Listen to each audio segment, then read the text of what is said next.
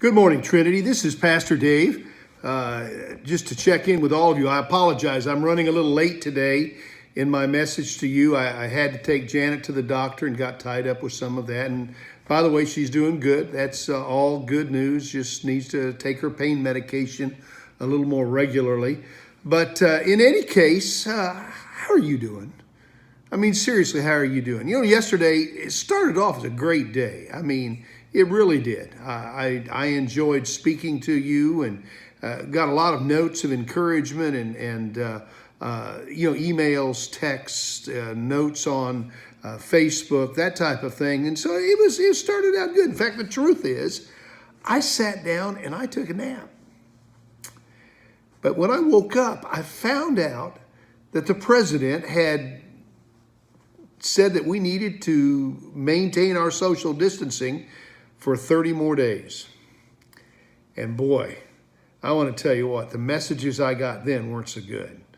People were discouraged, despondent, despair, feeling bad, all of those type of things.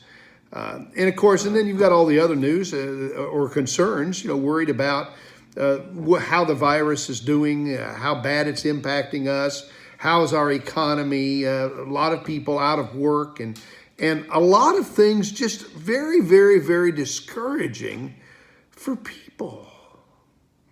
Which is why I want to share a very important verse of Scripture with you today.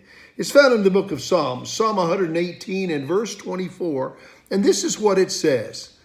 It says, "This is the day that the Lord has made. Let us rejoice and be glad in it." This is the day that the Lord has made. He's talking about today.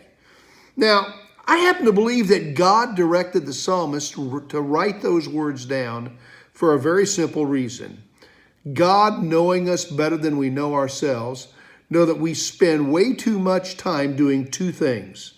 Number one, worrying about yesterday, the problems of yesterday, the issues of yesterday, the discouragements of yesterday, the disappointments, the person that made us angry and frustrated us.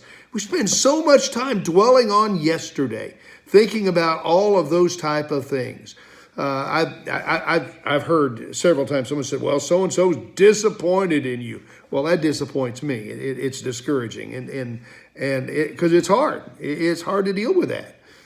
But then there are those people that spend their time all they focus on is tomorrow. I mean, they're worried about tomorrow. What am I going to do tomorrow? I mean, what's going to happen tomorrow? I mean, when is this thing going to be over with? And what if I lose my job? Or what if I run out of money? Or what if the stock market goes broke? What are we going to do? What are we going to do? What are we going to do? You see, our sovereign God, knowing the kind of people that we are, had the psalmist write a very important note in Scripture. He said, "This is the day that God has made." In other words, focus on this day.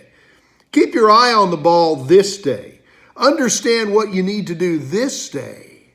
Let us be glad, he said, and rejoice in it.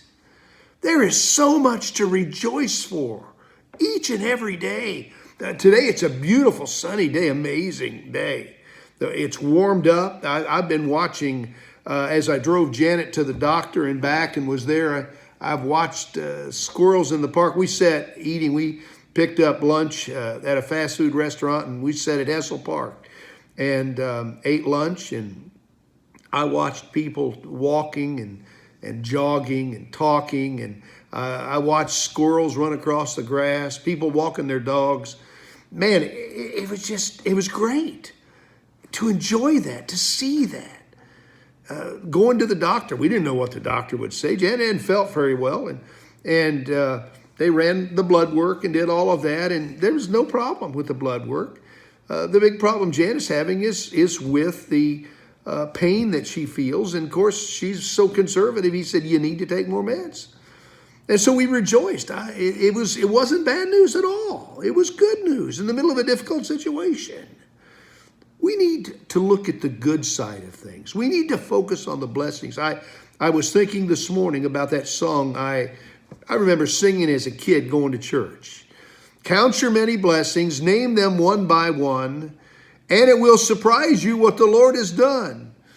Why will it surprise us? Well, because we focus so much of the time on the bad things. We focus on yesterday, we worry about tomorrow, instead of focusing on the blessings we have today. Would you do that with me?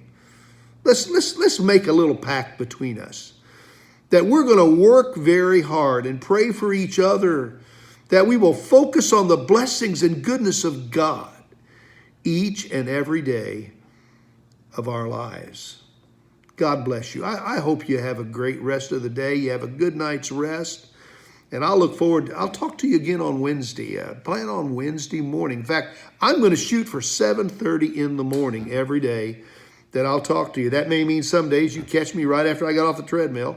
Now, I look a little sweaty and nasty, but that's all right. That's all right. I'm human just like you. But I'll be there, and I'll be talking to you, and I'll be looking forward to it. God bless you. Have a great day.